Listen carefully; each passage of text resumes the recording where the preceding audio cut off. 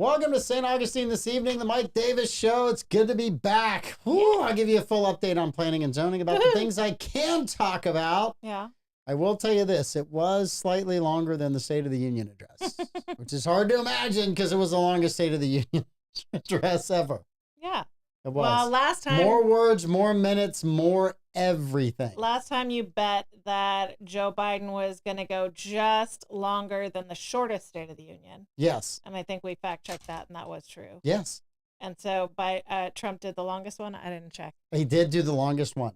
I had to watch it in 3 parts because I had a meeting today. George Washington apparently walked up to the podium and said, "Country's great. We're all studs. Get back to work." He sent a letter to the paper. Yeah, it was like awesome. This is it's like one of the shorter word ones, but oh well. So anyway, our Ute correspondent will be here because he forgot. You know, that's what happens with these young people. They can't remember a darn It's thing. called time blindness. The Zoomers. Time blindness? The Zoomers now, they have, it's a diagnosis for everything. It's called time blindness. So he's in his flow state and he loses all concept of time. And it's a whole thing. Yes, he's late. It's a time blindness. You haven't heard people cry about getting fired because their time blindness wasn't respected as a disability? Listen, if that was the case, I have been so late in my entire career, I'd have a cane right now and a pair of dark glasses. I suffer from time blindness. I would be Daredevil. I would be literally would not be able to see a thing. You would fight crime and be blind? Oh my gosh. Well, that's Daredevil. Yeah. Apparently you didn't read the comic. Or did you read the comic? That's why I asked. Ah, okay. You would not only be blind, you would also fight crime? Yes, I would be blind and fight crime. All right. Yes, Daredevil. Being disappointed that I wasn't Captain America, but still Daredevil's pretty cool. Yeah, Captain America can fly now, evidently. Ben Affleck. Well, that's the new. The Falcon could always fly. And so now you've got him as Cap. It's not like Highlander where there can only be one and like he doesn't give up one job and take on the other. And I honestly have to tell you, if Hollywood is smart, they'll do a time loop that brings Captain America back because then Chris Evans can play him and everybody happy again. Yeah. Except Chris Evans, who will be upset that he's got to come back and play him. Oh, he can cry himself to sleep on his giant you pile get of to money. be one of the most iconic characters, and actors are so ridiculous. I'm an iconic character, but I don't like to play him all the time because I'm typecast. Yeah. Just be happy that people like you to play a role. He'll probably do what Robert Downey Jr. did. Come back as another one. So RDJ, yes. Dies as Iron Man because he has to go out and pursue his own career. Mm-hmm. He and his wife sink a ton of their own fortune into the very ill-fated Dr. Dolittle. How do you mess that up? Like, how do you mess that up? But they did, and nobody liked it. And suddenly he came back as like the alter ego in Marvel Universe offshoot. I don't know. He's coming back as Dr. Doom. Dr. Doom. Dr. Doom is the nemesis of the Fantastic Four, which has always, in my opinion, been one of the weaker Marvel character ensembles. Mm-hmm. But if you guys want to give it a third reboot try, they've tried. By all means, go right ahead. It's your billions, not mine. Now we're going to do it with RDJ, and everyone loves RDJ. I don't care. You can't save it. I liked him when he ate meat. You can't save it. He's a little insufferable. It's unsavable. Just go there. It's unsavable. Unsavable. All right, one thing that is savable is our advertising. Is our budget? Our budget and our advertising. We're going to do that right now. Powell Heating and Air Conditioning. They're open 24 hours a day, 7 days a week, including nights, weekends, and holidays. That means everything. Powell Heating and Air Conditioning's dedication to customer service is evident in everything they do from the moment they answer your call to the time they leave your home. They're working to make sure you're comfortable and confident about the care and service you receive from Powell Heating and Air. They do all this because they've got a fleet of over 10 trucks and a 15,000 square foot warehouse stocked with parts and equipment ready to serve you, like I said, around the clock.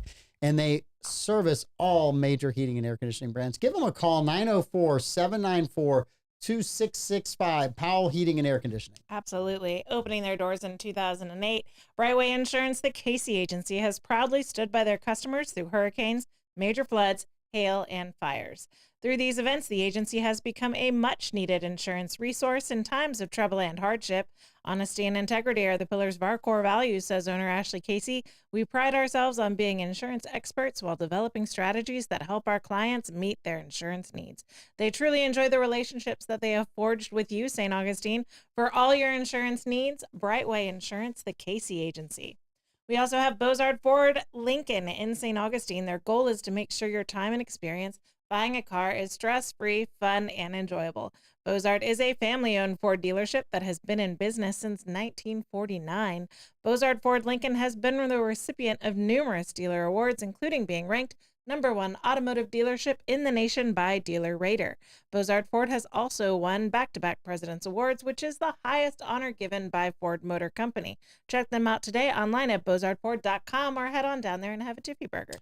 And Moultrie Creek Diner and Anastasia Diner, these neighborhood diners are more than just a place to eat. They are where hospitality blooms and friends gather.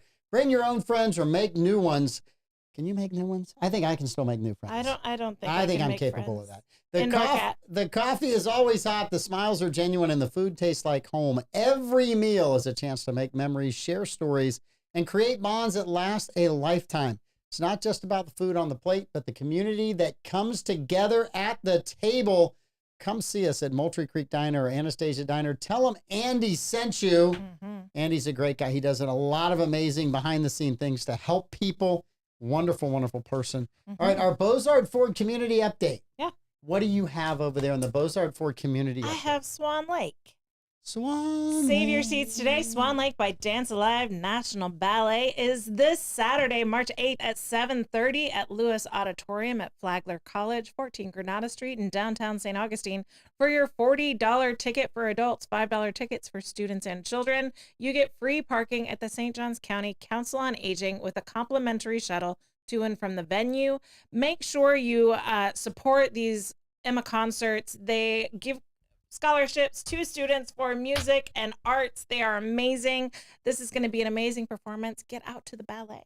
All right, and the 142nd annual Spring Fair at the St. Ambrose Catholic Church is Sunday, March 30th. So you got plenty of time to plan it. You got a few weeks coming, but it'll be noon till 4.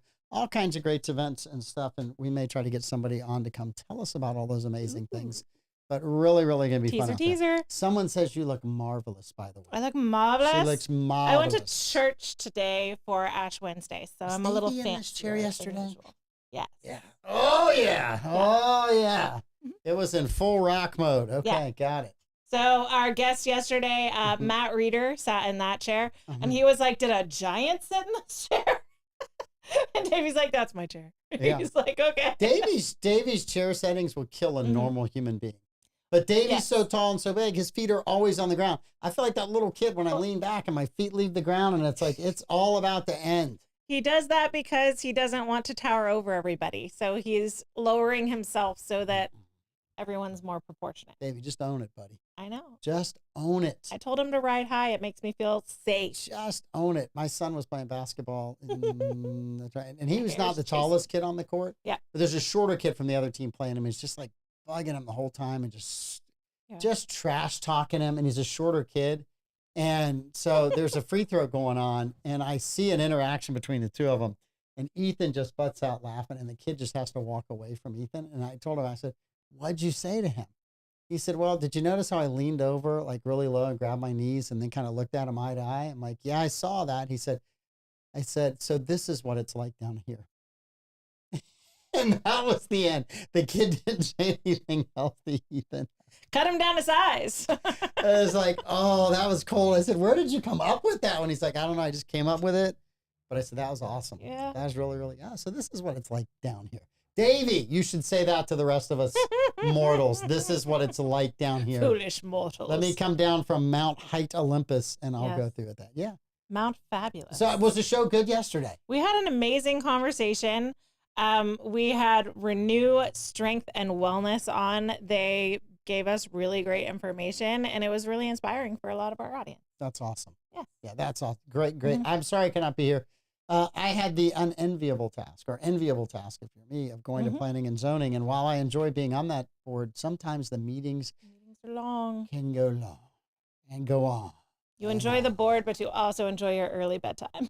Well, whenever I leave a meeting at 9:20, Mhm. and that's usually my bedtime. Yeah. Yeah, that's just not good. It was an 8.5 hour meeting. 9:20 It's an is eight and a your half hour bedtime? meeting.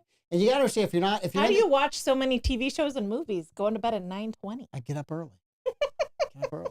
I'm up early, right? And I Yeah. finally get the early sunrise. And this week they're going to take that away from us for about a month again, Yeah. because we're going to get, evening hours of Can daylight. we end that? Didn't we vote to end Just it? pick one. Just pick one and leave Good my gracious. biorhythms alone. I can't. Every year, my biorhythms get hacked by somebody who says we need to change twice. I'm So, already tired. Don't do Yes. this. yes, Don't do this Josh, to me the again. roller ring was approved on the island. Had some Mhm. parking concerns, but it got approved. And there's a Totally lot. St. Augustine was sharing about that. Yes, so it got approved. There's all kinds of things. Some of the stuff I can talk about, some I can't. There's a few things that'll be coming back. I'm excited about the roller ring. You guys all better be there, because I think these people are taking a huge chance at a roller rink, and Yeah. everybody has said, I'm excited about it. I'm excited about it. If you don't go in the first couple months, shame on you. I'm excited because there's so little for teenagers to where they can just go and hang out. I There's don't just not a lot. I don't want this to be a Seinfeld moment.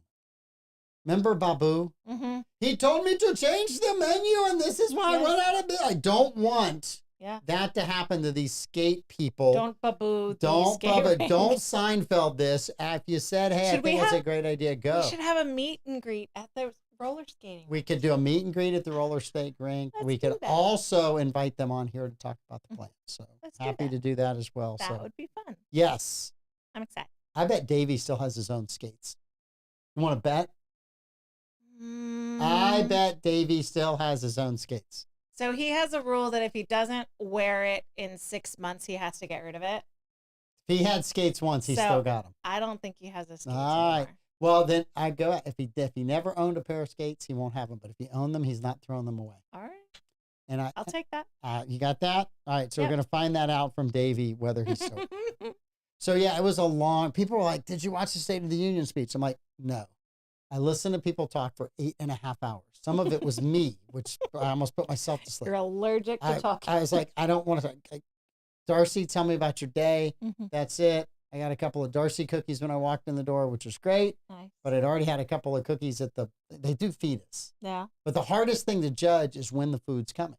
Mm-hmm. So it goes in a conference room behind the meeting room, and you really kind of want to time your break so the pizza's hot. Yeah. We were like 2 hours off the pizza delivery. Oh.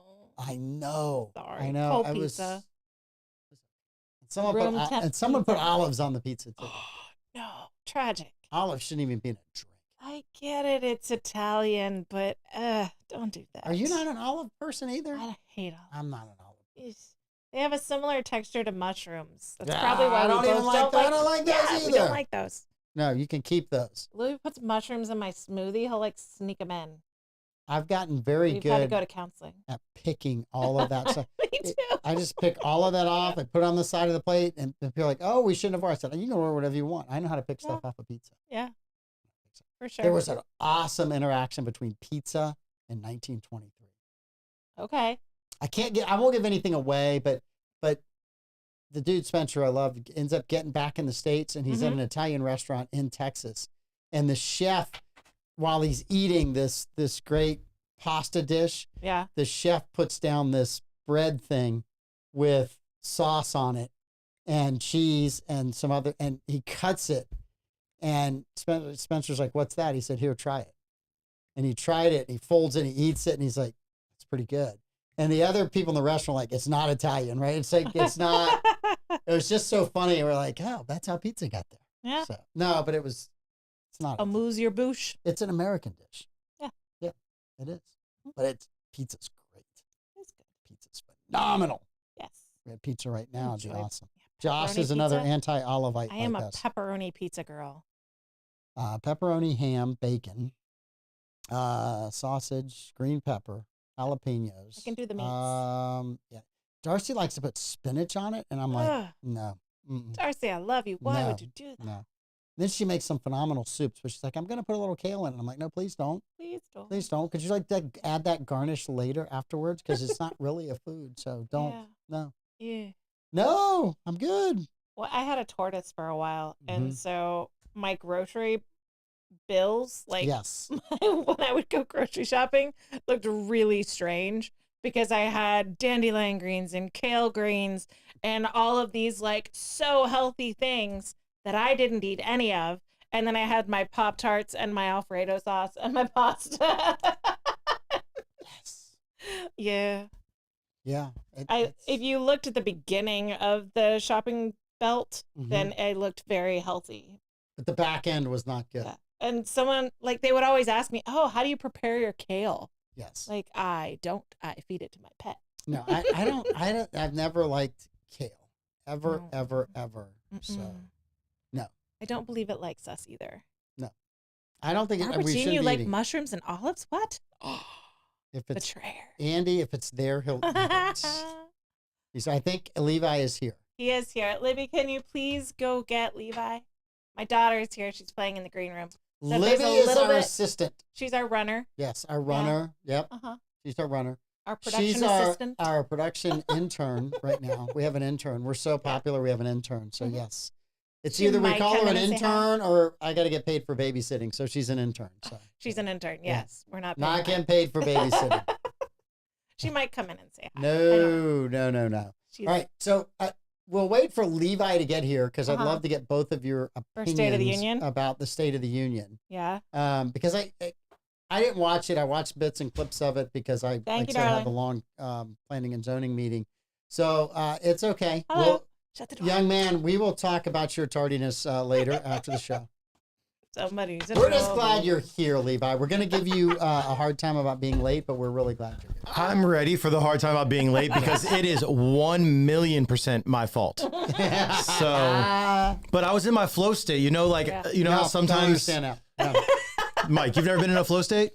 I have, but I'm on time. No, I'm just right now. People that know me are screaming, "He's never on time!" Yeah. Don't let him give you a hard Mike time. works in the construction industry. Those people are chronically never on time. Yeah, he's chronically late. That's how I was qualified. They said, "Can you check this box at the top that you'll always be late on things?" Yes, you can do this job. That's how I got in there. That's awesome. That was it. One box to check. I'm happy to be here, all things considered. So thank you for having me and not kicking me off the show yet. No, we're not going to do that. We would never do that. Your name's on the wall. Yeah, it is. You made Yes. the wall. You made the piece of cardboard imitation stuff. All right, so I did not watch State of the Union. I planning and zoning yesterday till 9:20, and I was tired of all of the noise and confusion. But you two, I'm assuming, did. I watched clips Oh. of it. Yeah. Wow. Yeah, I watched the whole thing because I knew we were going to talk about I it. was deep into the NBA last night. And I was watching I was watching NBA on TV and clips on Twitter of, because the people I follow on Twitter, they highlight the important things. They live tweet. They live tweet. So, question, Amanda, did you cry at the end of the speech? I had two people text me last night that they cried at the end of the speech. I was already in bed, going to bed, and I'm like, oh, that's nice. I cried at a couple of the, like, sitting in tonight. There was a young boy that has fought cancer. And that was a really sweet discussion. There, he pointed out the family members of women and girls that have been murdered by illegal immigrants. And there was one girl, hit close to home because, like, the girl was very into animals. And so he renamed a wildlife refuge after her, and that was announced. So that was very sweet. So there were very sweet moments that I did cry at. I'm not going to lie. Okay. I'll own it. I thought that the part with the young man was great. The 13-year-old cancer survivor, huge moment. And when Democrats didn't stand up, that was a complete and utter fail. Oh my word! The Democrats have done nothing since the election except make campaign ads for the midterms for Republicans. Yeah. Everything they've tried to do has just been so poor. And for me, I don't recognize this Democrat Party because when I completely vehemently disagreed with their policies, they always had a good message. And they always had the media amplifying the message. And it was like, man, we got to fight against that message. I don't like what they're doing, but they so framed it in a great argument. They could tell a story. They can't even spell their own name right now. They are tripping all over themselves. When that little boy... Screaming Goats? They just remind me of the Yes. screaming goats. You know what I'm talking about? Because Yes. it's a meme. I know what you're talking about. Yes. That's what they remind me of. Trump speaks and they're just, Yeah. So they couldn't Yeah. stand for him. They couldn't There's stand the when thumbnail. they said we found the mastermind behind the bombing Yep. that killed 13 of our American soldiers. Mhm.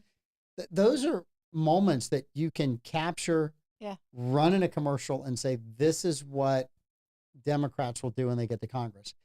They won't cheer when the military, when someone who's murdered our military has been captured. They won't cheer for a cancer survivor. They won't do this. They won't do. It's an ad tailor-made for the midterms. And there's multiple times.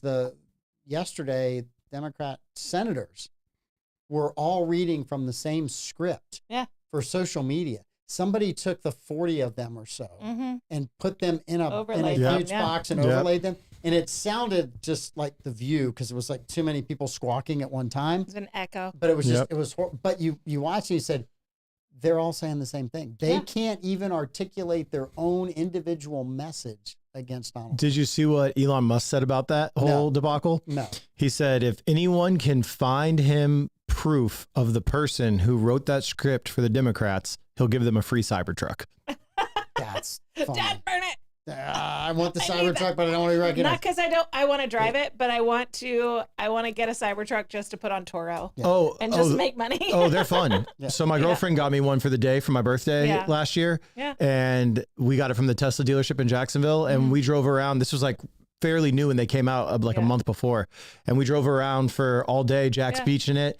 And we were turning heads. I mean, people are like, what is that thing? Mm-hmm. You were turning heads because you and your girlfriend are attractive young people who take care of yourselves. And that's Driving why. in a Lego truck. No. People, you either love it or you hate the way it looks. Like, I don't really care. Yeah. I'm not driving one. You drive whatever you want to drive. Yeah. It doesn't Rumble do it for me. has a Cybertruck giveaway right now, and I'm about to order coffee just so I can be entered into Just so the you can giveaway. go for it. I love it, but I also have had Teslas and I love Tesla. So I'm just a Tesla supporter. So if it looked like a clown car, I probably would still love it. Some might argue. Yeah. So I watched an interview with Musk that I don't know when the interview was. It might have been weeks ago or years ago, but they asked him how he got his chief engineer. He said he was interviewing the chief engineer, and the chief engineer said, I really, he said, what's your biggest like weakness? He said, I really just don't care about other people's opinions. and Musk said, Elon Musk is like, hi. Musk said, well, I like that. And the engineer looked back and said, I really don't care that you like it. And Musk said, I'm hiring you. he's like, I just don't care. The spectrum in me sees the spectrum in you. Just don't You care. are hired. Yes. Hey, the most innovative people throughout human history never fit in the box. So No. Marcus Aurelius. Marcus Your Aurelius. goal is not to be surrounded by the crowd. It's to find yourself surrounded by the insane. Yep. So you want to be outside the crowd. Yeah. If you're going in the same direction everybody else is going, you're just going off the cliff with them too. A dear friend of mine has a Cybertruck, and the moment Elon Musk announced it and broke that window on stage, he had his name on that wait list, and he picked it up over the summer. And he drove some of my kids around in it and my mom, and it's cool. It's cool. It's very interesting. minimalist. Yeah. It's very like there's nothing in there except a screen and a couple cup holders. It's terrifying to me. Yeah, but there's a lot of space for a big guy like me, Yeah. See, now I'm going to tell a joke that you won't get, Levi. I don't have to explain to you, but the difference between a Tesla and a DeLorean is that there's no drugs in the Tesla. I don't get it.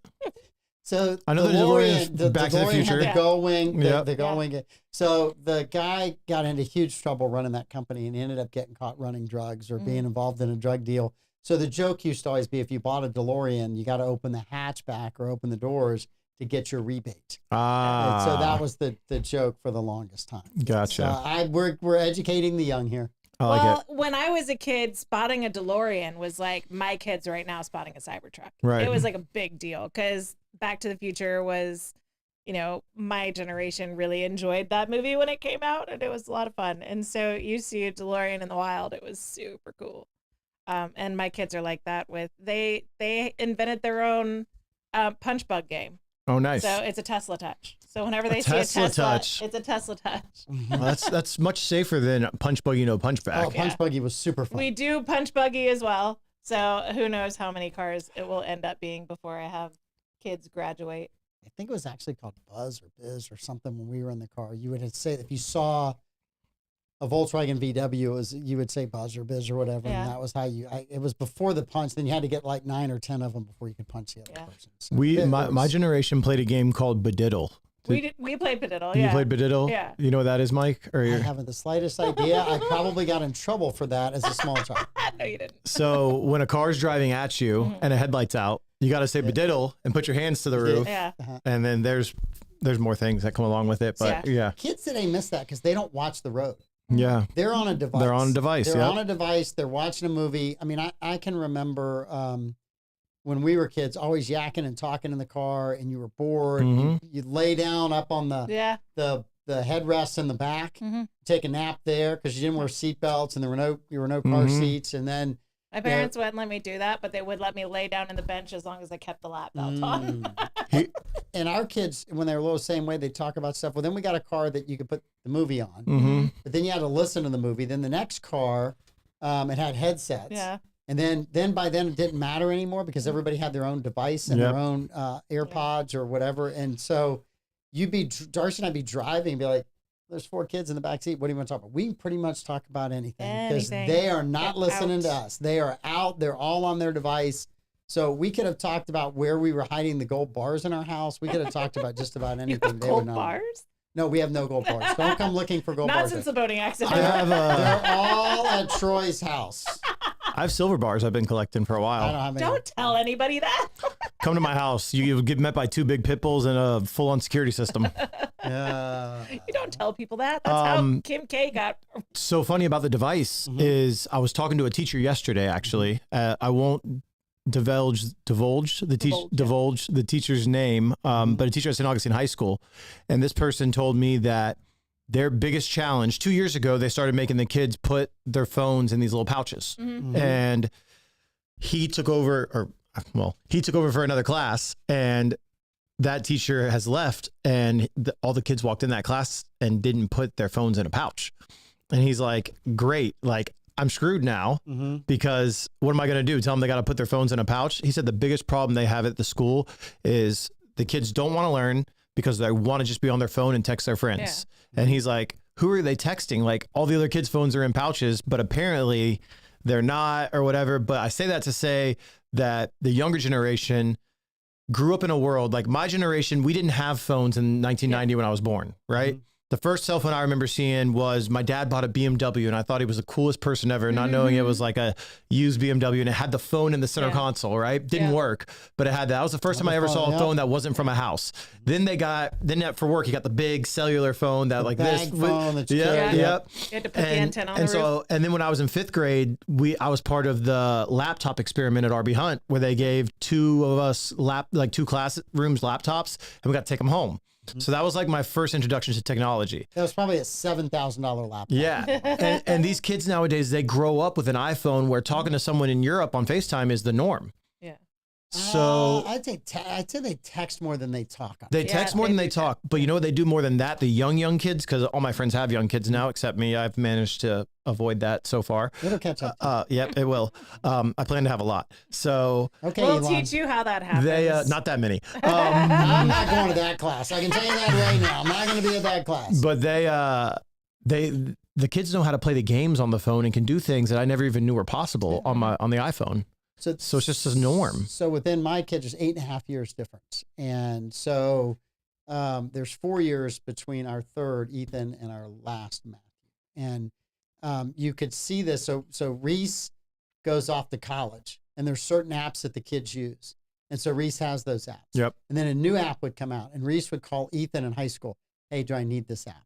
Is this something I should? And he'd be like, yeah, that one's pretty good, but don't get this one or that one, right? Then Ethan goes off to college and calls Matt. Hey, there's new app. Should I get? No, don't get this app. Get that app. So now I see Ethan, and I'm like, so, any new apps? No, Dad, I refuse to download any new. I got all the apps I need right now. I'm mid-20s. I'm done downloading apps. I'm finished. So it's kind of they keep coming out with new apps, and the young kids jump on it, and the others like, I don't really want to download a new app. Yep, same. I mean, my gym, Bailey's in St. Augustine, I'm sure a lot of our listeners have the same issue. The card scanner for the cards that we've had forever don't scan anymore. It's like, oh, the scanner prefers the app. And I'm like, great, another app for me to download. I got an app for the gas station. each individual gas station has their own app. I got an app for the gym, an app for Apple Pay, an app for crypto, an app for Instagram, and Rumble. It's just so they can mine your data and sell it. Yep. I'll go in and buy something. And someone's like, "Oh, do you have an email?" No, I don't. I have no emails. I don't have any email that I can help you out with. I got no email.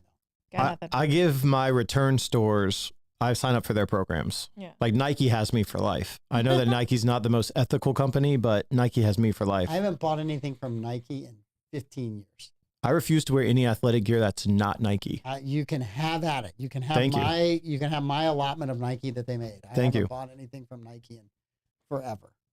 I'm trying to think back to what happened 15 years ago that made you stop. I just quit buying Nike. I just the Nike shoes were always too narrow. Mm-hmm. They are narrow, really big feet, and so they weren't comfortable. So I was into other brands of shoes for running, and ASICs are the best. I say that I don't get sponsored by ASICs, but if you guys want to, we will accept the check. Amanda and Levi would love a cut of that. We would love that. We can. ASIC. You know what? Screw Nike. We like ASIC. If you guys are giving checks, we're accepting. And I tell you what, we'll give you a lot better marketing reach for the dollar than you'll get from anybody else. Just want to say that. For sure. We'll never disappoint you and get in trouble. Yeah. No, Nike stuff just kind of, to me, it was really cool when we were younger. And then it's kind of like, I just wasn't there anymore. Yeah, they're just the premier brand for basketball, which I'm still heavily into, so that's why. Yeah. Oh, look, they broke when they came out with the black swoop stripe on a shoe back in the day, that was like somebody breaking the sound barrier. Because every shoe was white. Everybody had Chuck Taylors that were white, and nobody had anything with any color on them. Then when they threw a red swoop on it and all this other stuff, you're like, oh my God, this stuff is fun. Now, when I was super poor in college, Chuck Taylors were the go-to. Yeah. I could get a pair of low-cut Chuck Taylors for like $28. Yeah. Best basketball shoe in the day, back in the 80s, was Adidas had a pair, they were called Top 10. Best shoes going. Really? They were unbelievable. If you look them up, they were really cool. They were red, white, and blue, but they were the best shoe back in that time. I'll have to look them up. Adidas Top 10. Adidas Top 10. Okay. Yeah, it's a great shoe. They were just really, really cool. So, yeah, if you had those, you were like, okay, that's better than Nike. Okay. I'll check those out. High tops? But they got crushed by Michael Jordan. Oh, I bet Michael Jordan just dominated. Whenever he came out, and it's Nike, and then it's Nike Air. That was the end of it. The marketing was absolutely these. Yeah. Yep, that's them right there. Nike just came out with Wembanyama's shoe because they signed him. Yeah. Coolest release ever because his nickname is the Alien. Yes. And so the way that they presented it was a crop circle of the logo. And I mean, they're some of the best marketers in the game for sure. That is funny. Amanda's going to share that. The Adidas Top 10. They're on Amazon. I know those shoes. Yeah. Okay, yeah, everyone wore those in the NBA. Everybody wore those in the day. Yeah, everybody. They were super comfortable, and they're just good shoes. Okay, so what were your thoughts on Amazon? What were your thoughts on the State of the Union address? You asked us ours, but what were yours? What I watched, I feel like Democrats are lost in the wilderness worse than they've ever been, which is really kind of interesting to me because the last time, and really from the time Trump won, which was a surprise to them, until the time he won this time, 8 years, they fought him in an organized manner. I mean, they organized every bit of the lawfare that went against him. And they didn't expect him to win. They expected him to be in prison right now. Yeah. And so they've completely lost their way. There's no leadership on the Democratic side. Somebody asked a question on one of the talking head shows, name a popular Democrat right now. Name a Democrat that's more popular than Trump. And nobody could name one, which is the first time in my lifetime that I can remember that. But I thought the line of the night of all of it is about a year and a half ago, there was a border bill that was working its way through Congress. And Trump killed it. He called a bunch of people and he said, don't vote for this. I'm going to win, which at the time he was in court everywhere. Crazy. And people were like, all right, if we don't get this done, there may not be a border bill. And it had money packed in it for Ukraine and money packed in it for Israel. It had all this stuff that got attached to a bill that should have just been a straight up border bill. So Trump kills it. The national media goes insane, crazy. And they're like, Donald Trump if you wanted border reform, and all these Republicans are saying they want to stop the border crisis, and Trump killed it, and now it's your border and you have to deal with it. And everyone on it. Kamala Harris actually scolded him at their debate over the same issue. Mm-hmm. So he brings it up in front of all the Democrats last night, and he says, you wanted this big bill. Yep. The big bill got killed. You said there'd be no immigration reform. Well, it turns out you didn't need a big bill. What you needed was a new president. And it was just a mic drop moment. I mean, it was, I have fixed the border in less than 8 weeks. It's the lowest number of encounters we've had in Tom Homan's 40-year career working with the Border Patrol. AOC was just talking about, we had the bipartisan border bill and Trump killed it because he wanted to run on a problem rather than solving the problem. And all he had to do was get elected. He didn't even have to get sworn in. No. He just had to get elected. No. And yeah. Yeah, so I thought that was a great moment. I thought Lake and Riley, another phenomenal moment watching that. The fact that he went on for the longest speech is another one. Hey, I'm not Joe Biden. I'm here and you're going to listen to me. I mean, he had those Democrats squirming in those seats for 2 hours and he wasn't going to let them up. It's like, you know what? You made me sit in that dadgum courtroom and listen to all of this stuff in New York and everywhere else. And so now you're going to sit here. Now it's my turn. Now it's my turn and you're going to sit here and I'm going to list all the accomplishments and I'm going to list them over a long time. And he called out people. He even got a Pocahontas quote in there. The party that can't stand the idea of sports being divided by biology sat there in hot pink suits because they're tearing down the gender divide. I don't know. Hot pink suits. That's crazy to me. Ping pong paddles. The dying on the hill of men playing in women's sports is wild to me. That is. Because like if you look at just the majority of America, even Democratic voters, they pretty much all agree that like men boxers shouldn't be boxing against women. Shouldn't be boxing. No. So there's and that Olympic athlete who got hit one time by just said, I'm done. Yep. Yeah. I mean, she's been hit a lot of times by other women and she could tell it there. So you've got that issue that they're dying on the hill on, the immigration issue they're dying on the hill on. And that's hilarious because people are like, hey, there's rules. And if you want to come in the country, you got to follow the rules. And the people who really say that are the ones who followed the rules to get in the country. Then you've got, we don't want to find government waste. We don't want to get rid of government workers. Those are the arguments that Democrats are going to put forth in the midterm. We want to bring back illegal immigrants. We're okay with men playing in women's sports and changing in front of your daughters in locker rooms. And we want more government workers. And we want more waste. And we want more fraud. That's the topics you're setting yourself up to run on in a year and a half. Yep. You're going to get crushed. Yep. You're going to get absolutely crushed. I'm here for it. I'm going to enjoy it. I'm going to just eat the popcorn and be really, really happy. It's crazy. And their leadership has aged out of being effective. They don't know how to exist in this current paradigm. And so the party's completely floundering and it's wild. Like you said, it was always the cool kids. When I was growing up, the cool kids were the Democrats, like Hollywood, the music industry, like all the cool kids. It was the default position to be a Democrat because they had the message. They could tell the story. They could make themselves sound like the ones that truly cared. And I mean, was it Bill Clinton that could feel your pain? Like they had that. And now here they are sitting here like, it's not your money, it's my money, and I can give it to whoever I want for whatever reason. It's crazy. But we have the oldest president, right? We have the oldest president, but he has the youngest cabinet in 50 years.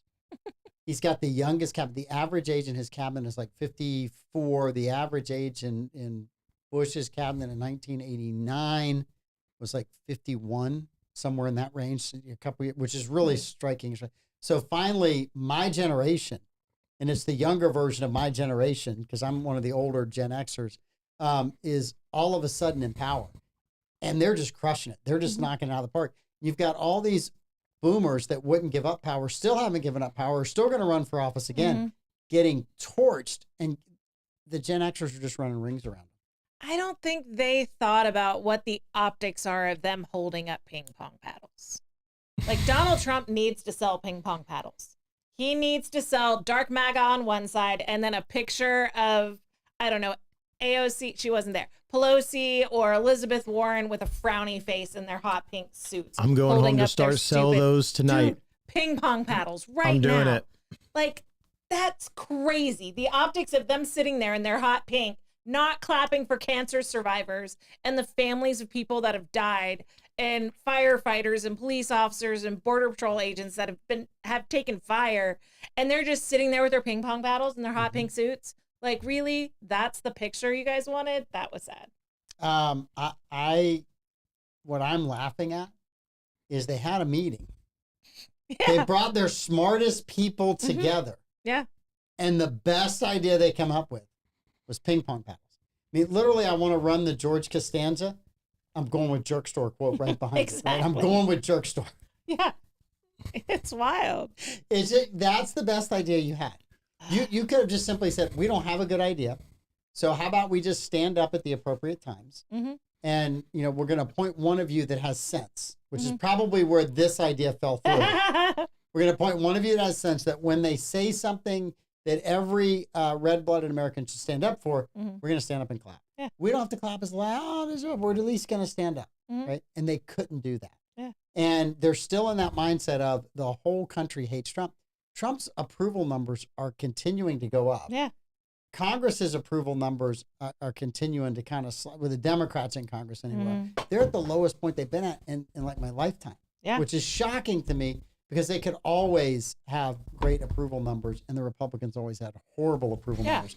And then the other I'm dying to find out is how many people watch the State of the Union versus how many people watch the Oscars. The Oscars. And I want to say there was about 16 or 18 million people, I think, that watched the Oscars. Somewhere in that, they had a couple of years of growth and then it kind of backslid a little bit. So I think 18 million was the Oscars number last year. It's probably slightly less than that. And I'm guessing, but I'm dying to see what I'll see if I can find that. Kathy mentioned that Mike Johnson was arrested for DUI after the session.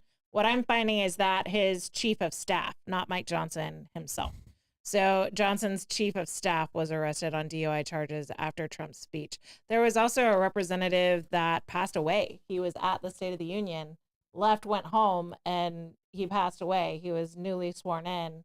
So that's super sad. Longtime Democrat politician from Congressman the Houston out of Texas, area who'd been in, I want to say the legislature in Texas for like 30 plus years, finally gotten elected. And I think he'd only been in like 60, 70 days. Is it a horrible shame? Terrible.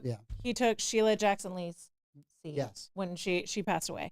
So that's he was sad. Elected to that seat. It's super sad. Yep. So it was Mike Johnson's chief. Johnson's chief of staff, not Mike Johnson. Another thing. I don't think Johnson drinks. I don't know. I'm pretty sure he doesn't. I'm pretty sure he's not a drinker. I think he grew up in a really rough environment, and I think he is not a drinker. Something that single mom, I think, was a miss, I think, optically as well, is that the Democrats' whole thing is they're the party, they're the grown-ups in the room, right? That's their whole shtick. And then you have, I think it was Green up, screaming, waving his cane around, and there's a storied history of things happening with canes in that building. So, like, not good optics if you know history. But he's screaming, he gets called down, like, you must show decorum, and continues to stand up and scream. And I'm sure he's going to be a folk hero and speaking truth to power and blah, blah, blah.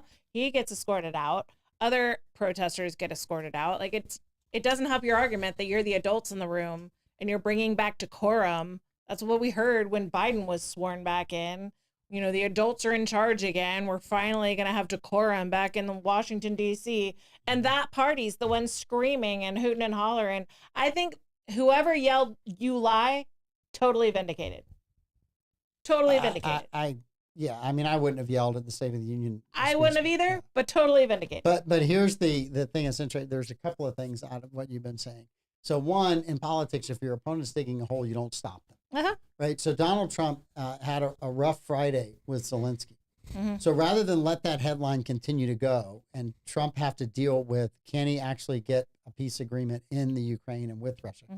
Rather than let that go, you go out and make jerks of yourselves on TV, and then Tuesday night and Wednesday morning, you're the story. You've taken Trump and Ukraine off the front page, not in a good way. You've given him, it was a freebie. You just said, okay, we'll be idiots and we'll take this. Mm-hmm. So I just kind of look at where Democrats are right now. I've never seen them this lost before in my entire life, and the message is horrible. And I don't know that they can get out of their own way because they still think that the American people just didn't understand how good things were under Joe Biden. They still think that. And that's the part that is just, I'm just watching them just go down in flames. I didn't think that Trump had a bad outing with Zelensky. I thought he showed. Well, media other than. If you watched it. Right. I thought he was great. If you watched the whole thing. If you watched the whole thing, yeah. He showed very cool head composure for 90% of it. Zelensky straight up threatened the U.S. Yeah. Like, you don't take our money and then threaten the U.S. That's wild. So the meeting I'd love to have been at is the meeting where Zelensky was with some Democrats before he met with Trump. Because there's a lot of speculation that they said, hey, that was a bipartisan meeting. Don't get a deal. Don't get a deal.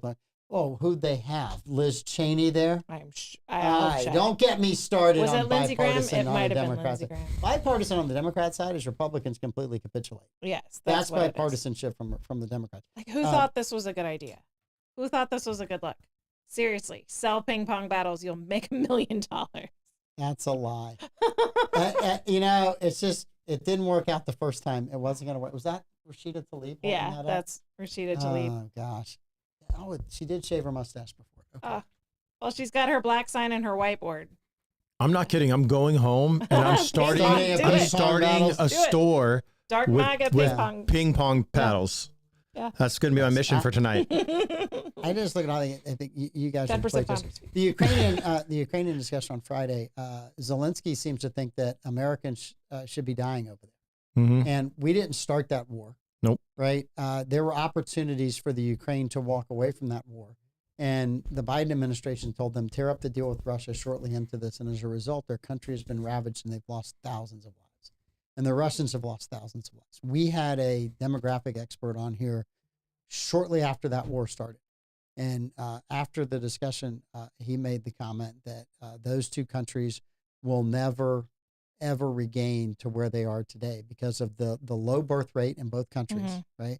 The fact that they have wiped out an entire generation of young men needed to repopulate that country. Yeah. And both countries. And they said Russia and the Ukraine will not be in the next large war because they're not going to have anybody to fight in the next large war because they are decimating their population right now. Absolutely. So I just... Scary for both countries. My heart goes out to all of the Ukrainians that are fearful and have been, affected by this war. My heart goes out to the Russians that have been pressed into fighting that probably didn't want anything to do with this either. This is tragic on both sides. Just, I don't care. The governments are both corrupt, in my opinion.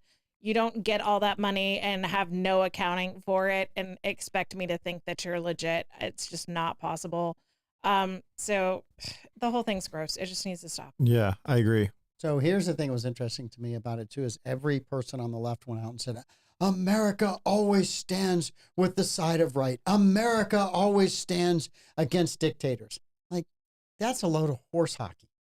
If you haven't read history, do you not understand which regimes that the CIA propped up across the world because they were our ally, but they were a bad dude. Mm-hmm. But they were our ally, or they protected some strategic interest of ours.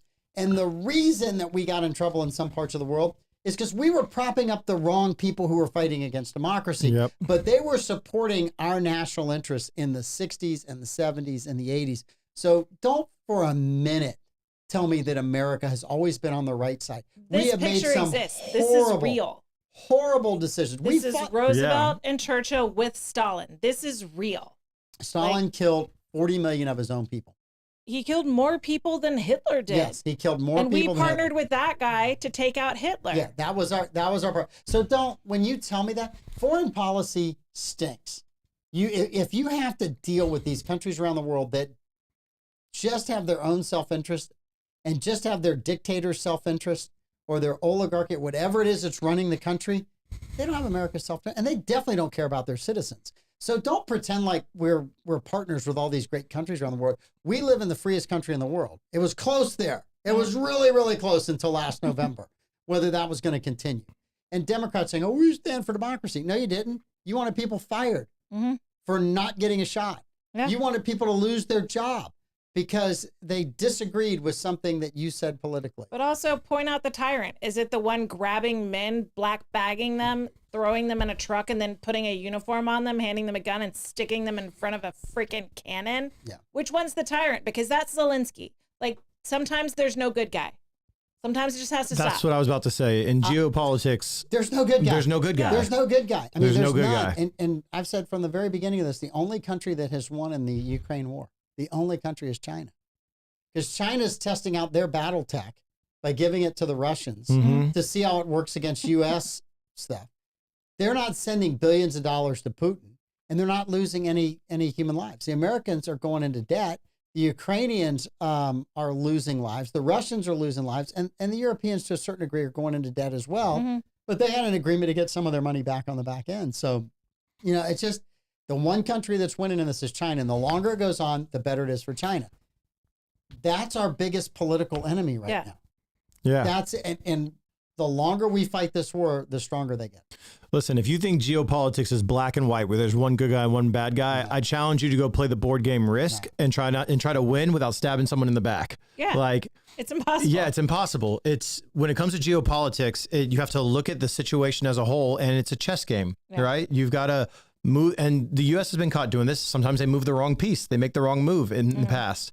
And, you got to live with the consequences when that happens. Yeah. But that's just not just for the U.S. It goes for any country that's involved at that scale of political power. So, you got to deal with oil and trades and trade routes and all kinds of stuff. Then there's people that are always trying to knock someone off the throne, not even in America, but in other countries that have, their country just happens to be placed strategically on the globe for a trade route. Like that happened. We see that in Hamas right now and what's going on over there. Ask the Polish people what that felt like. Yeah, exactly. Because they were a giant plane between the Russians and the Germans for the longest time, and they got gobbled up because of that. Yep. They suffered horribly because of that.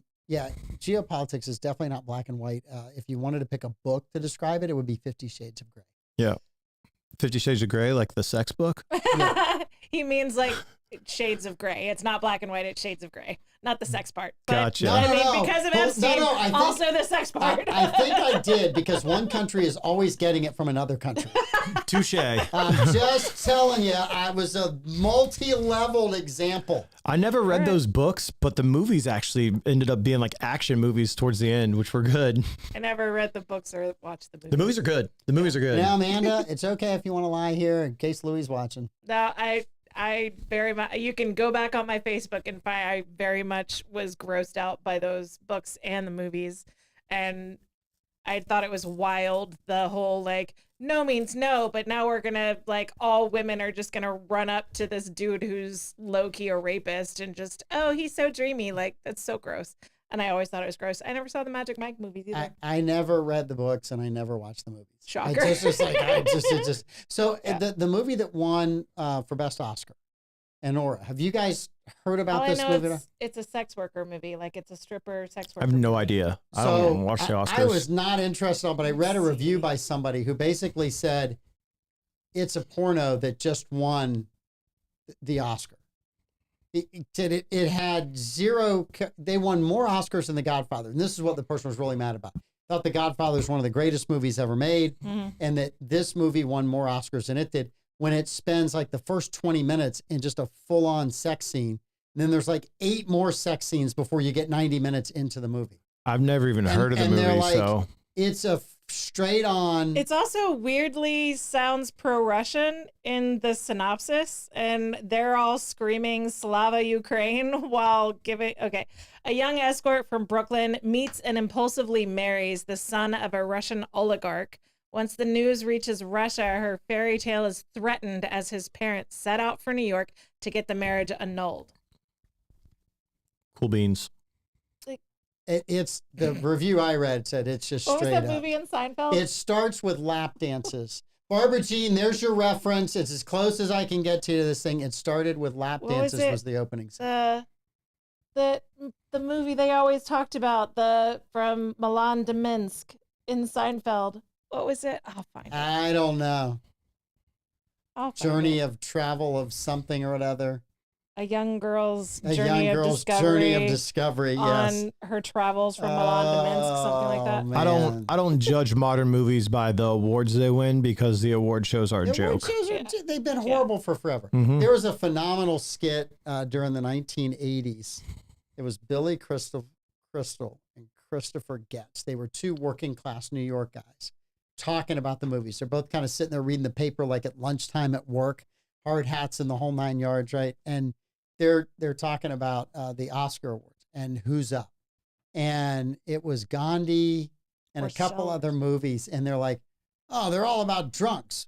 Well, Gandhi wasn't a drunk. He's wearing a diaper. He's darn sure a drunk. I mean, it was like, it was making fun of all the movies. But he says, where are the really good movies? Like Terminator and Avenging Angel. Yeah. Right? And it's like, where are these movies? He said, those should be the Oscar movies, not these other movies. I agree. It was just funny. Terminator was great. The Seinfeld reference was Rochelle, a young girl's strange and erotic journey from Milan to Minsk. That just won Best Picture. Yes. And more Oscars than The Godfather in a single, Wild. Nora.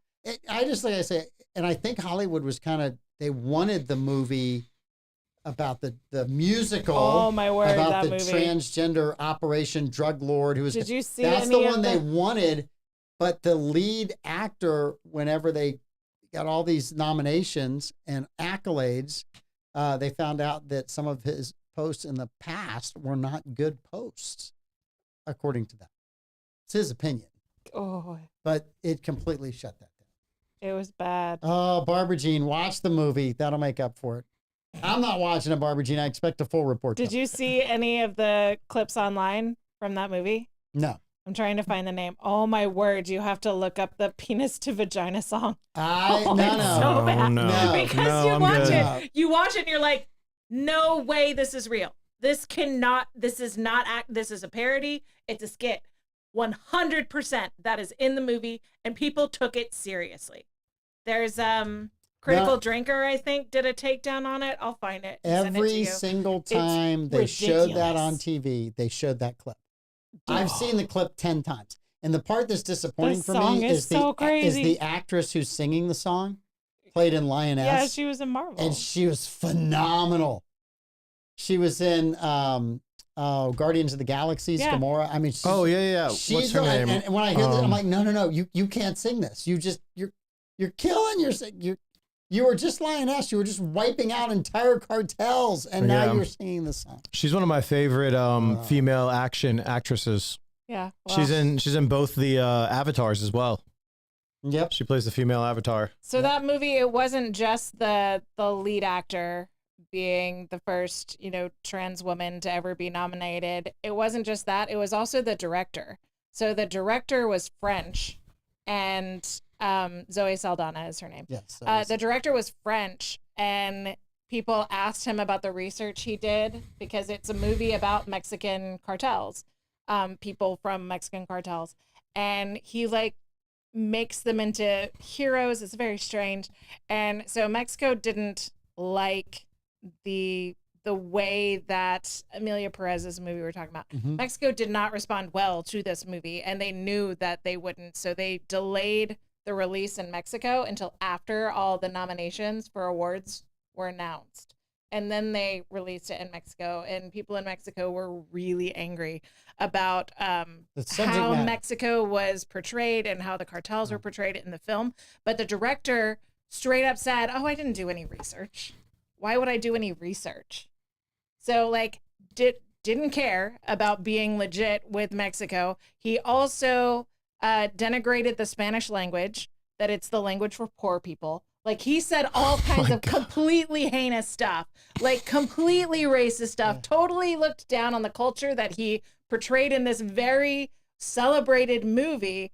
And so the one person that was happy about this movie getting lambasted because of those old tweets is that director, because his nonsense that would have gotten him canceled completely fell off the radar, because that actress person was worse, arguably. And so, yeah, that's wild. There's lots of controversies about Amelia Perez. I'll see if I can find that teardown. How could you make a movie about a culture and not research the culture? I don't understand that. How does that even make sense? How do you even get funding for that? He made it Have completely you not seen clear. movies that depict people from the South? Have you not seen any movie that depicts people from the South as the dumbest, most racist? Kid. Have you not? I have. I mean, when there's a bad guy that walks on the screen with anybody with a Southern accent, like that's the bad guy. The bad guy. That's the bad guy. All right, Southern accent or a preacher. Yeah. So, Bobby, yes, I do remember the streaker. I only remember it. I was probably in bed. I was a little kid when that happened. And I say that proudly, Bobby, that I was not old enough to watch that and stay up that late. Kathy, Unbreakable Boy. I've heard a lot of good things about that movie. It's from Angel Studios as well. And then the other one that I've watched bits of, but I haven't watched an entire episode, is they dropped, I think it's on Amazon, is a story about David. Okay. And it just came out on Amazon. It follows him as a young boy all the way through. And so I watched, I think I watched a little bit episodes 1 and 2 because I fell asleep and when I woke up it was on. So I mean that's the. Did it catch your attention? Well, it caught my attention enough to go. Florida Man Major Media Badge. Finally remembered it. I got one. There you go. I'm in next year. Nice. Next year I'm in. I love this. When Pete's watching. So there were media badges. Yes. And then there were major media badges. Major media badges. Mike Davis deserves the major media. Where's my media badge? badge? I feel so good. I only stole one. Do I have to be a participant next year?